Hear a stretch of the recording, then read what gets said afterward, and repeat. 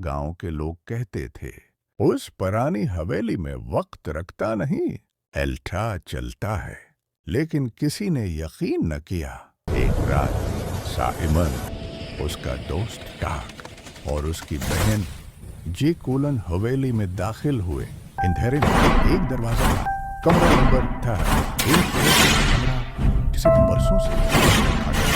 जैसे ही दरवाजा खुला, अंदर एक खौफनाक घड़ी रखी जिसकी सुइयां पीछे की तरफ चल रही थी। अचानक घड़ी की रफ्तार तेज होने लगी, कमरा लर्ज उठा और तीनों माजी में जा गिरे। वही हवेली मगर आबाद, और वहां उनका सामना हुआ उसकी मालिक बेगम जरे से। बेगम जरे ने बताया, ये घड़ी वक्त नहीं बदलती, इंसानों को बदल देती है। मेरा शौहर उसी घड़ी में कैद है। वापस जाने का एक ही रास्ता था, घड़ी की अल्टी सोइयां रोक देना।